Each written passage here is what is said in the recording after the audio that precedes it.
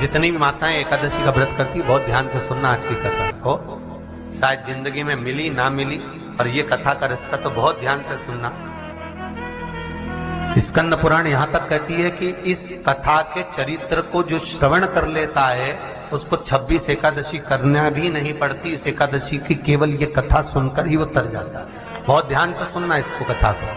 एकादशी के दिन जब आप जल शंकर को चढ़ाने तो रोज ही जाते हैं। जब एकादशी का दिन रहे और शंकर जी के मंदिर में आप जल समर्पित करें तो 3 बार मुख से स्वधा स्वधा स्वधा या स्वधा स्तोत्र का पाठ, जिसमें 12 श्लोक।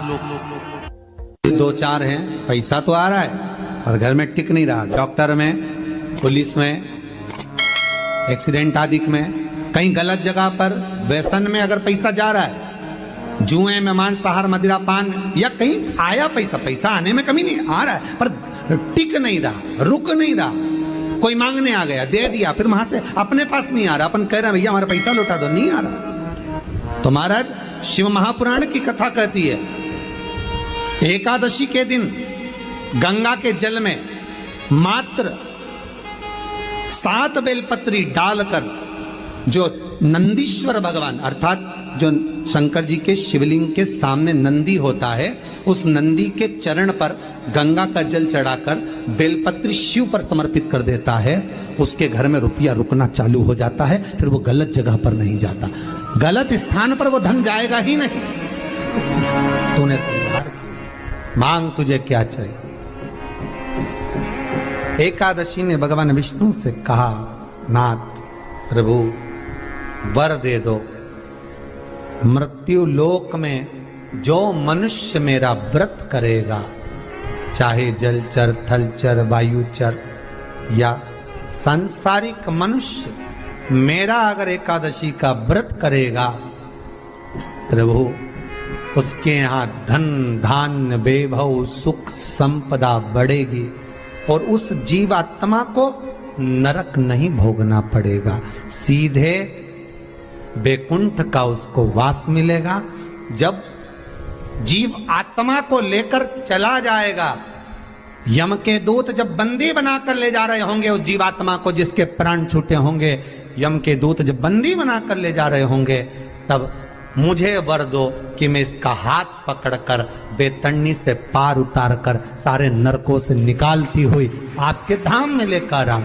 भगवान ने वर दे दिया, तथास्तु। हे एकादशी सुनो, मृत्यु लोक का मनुष्य अन्न का त्याग कर कर, क्योंकि अन्न में एकादशी के दिन पाप पुरुष रहता है, अन्न का त्याग कर कर एकादशी के दिन जो मनुष्य तुम्हारा व्रत धारण करेगा, उस व्रत को करेगा और उस व्रत को धारण करेगा, उसकी मनोकामना पूर्ण होकर वो मेरे ही धाम को जाएगा। ये तो हुआ एकादशी के जन्म की कथा।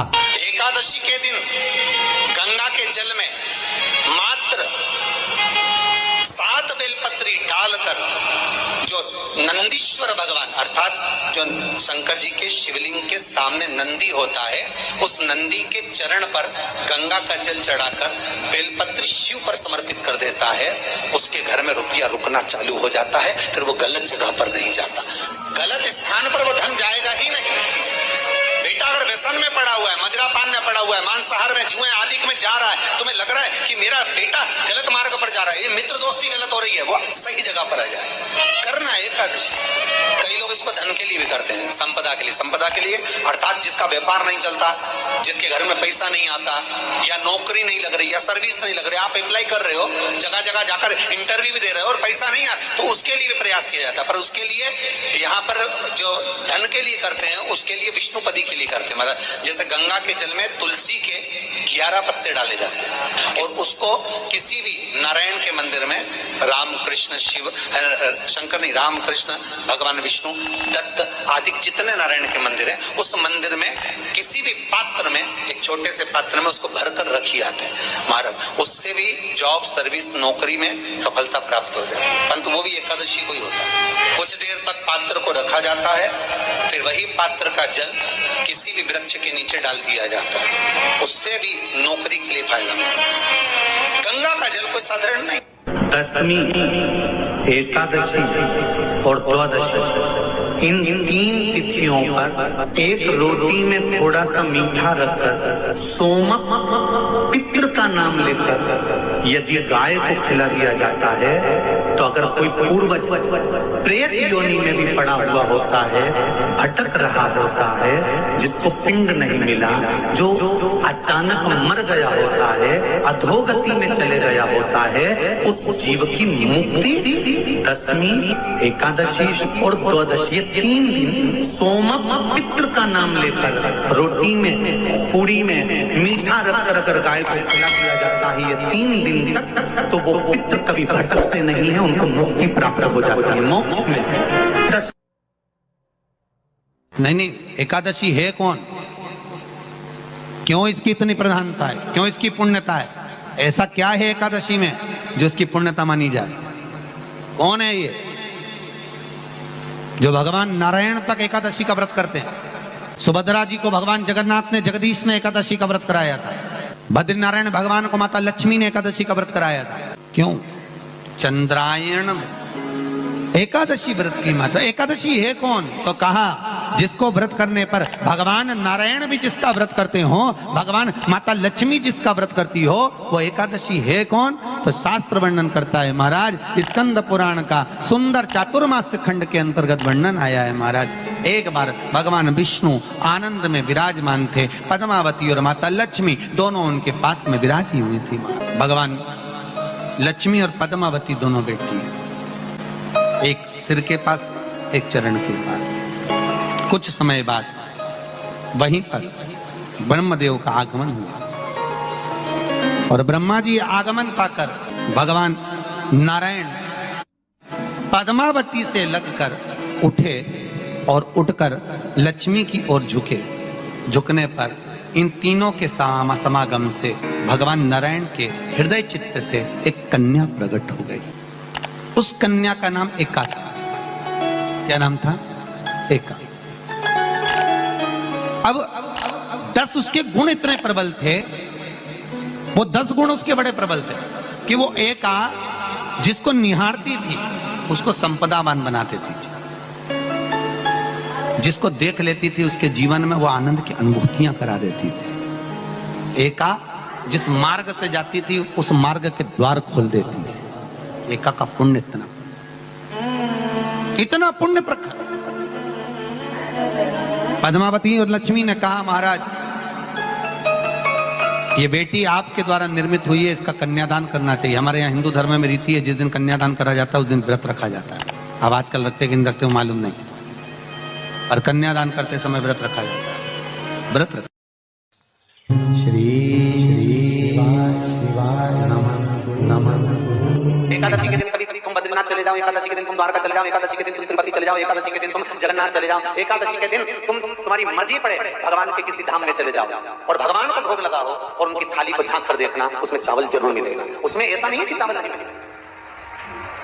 बद्री नारायण में भगवान को चावल का भोग लगा हुआ मिलेगा, द्वारका में चावल का भोग लगा हुआ मिलेगा, आपको जगन्नाथ में चावल का भोग लगा हुआ मिलेगा, तिरुपति में मिलेगा, द्वारकाधीश में मिलेगा, नाथद्वारा में मिलेगा, सांवरिया सेठ में मिलेगा, काकरोली जी में मिलेगा।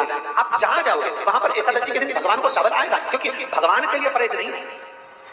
जो काम में डूबा हुआ है, जो आसक्ति में डूबा हुआ है, जो लोभ में डूबा हुआ है, जो वासनाओं में डूबा हुआ है, जो तृष्णा में डूबा हुआ है, और जो माता के गर्भ से जन्म लिया, एकादशी के दिन चावल उसको नहीं खाना। एकादशी और द्वादशी के दिन हमारे हिंदू धर्म, हमारा शास्त्र कहता है, हमारे शास्त्र, हमारे वेद डॉक्टर वर्णन करते हैं कि पीपल के पत्ते को अगर एकादशी और द्वादशी के दिन एक तांबे के पात्र में गला कर रख दिया जाए और उस पानी का आचमन 3 बार करा जाए तो जिसकी नाड़ियां चोक भी हो जाती है, डॉक्टर बोले इसका बाईपास करना पड़ेगा, उसको केवल 3 आचमन पानी एकादशी और द्वादशी को पीपल के पत्ते का कराया जाए तो अंदर की नाड़ियां भी खुल जाती हैं। भगवान का एक नाम है अघोर। ब्रह्मा जी को दर्शन दिया, अघोर मतलब सिद्ध नाम। और बहुत ध्यान से सुनना भाई, बहुत प्रयास कर लिया आपने, कामना सिद्ध नहीं हो रही। 1 लोटा जल, एक जल का पात्र लीजिए उस जल के पात्र को लेकर उसमें थोड़ा सा लाल चंदन डालकर बेलपत्री के वृक्ष के नीचे और देवादिदेव महादेव को चढ़ाना प्रारंभ कर। उसके बाद में 1 लोटा जल स्वच्छ फिर शिव जी को चढ़ाना। श्री शिवाय नमस्तुभ्यं हम बोलकर आपकी कामना कहकर भगवान शिव पर अघोरेश्वर महादेव का नाम लेकर आप चढ़ाना प्रारंभ करिए।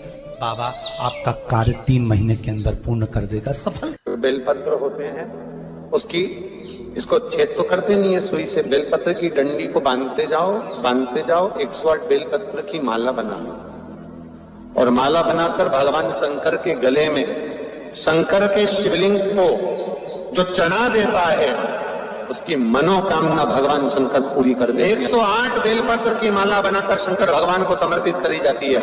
माता लक्ष्मी ने भगवान विष्णु को पाने के लिए तुलसी की माला बनाकर समर्पित करी, जैसे सती ने शिव को पाने के लिए, कामना को पूर्ण करने के लिए। शास्त्र कहता है घर के बुजुर्गों को, घर के बड़ों को, जेठ जेठानी हो, सास ससुर हो, घर में जो तुम्हारी उम्र से बड़ा हो, उसको आज पीला फूल या पीली चने की दाल या पीला वस्त्र, कुछ भी पीली सामग्री आज घर के बड़ों को देना चाहिए। क्यों देना चाहिए? तो शिव महापुराण की कथा कहती है कि जो शुक्ल पक्षी की एकादशी के दिन पीली वस्तु का दान दे देता है, घर के किसी ब्राह्मण को देने नहीं जाना, किसी मंदिर में देने नहीं जाना, आपके ही घर में, आपके ही घर के बड़ों को किसी भी पीली चीज का दान कर सकते। फूल हो, मिठाई हो, कोई अनाज हो, कोई वस्त्र हो, पीली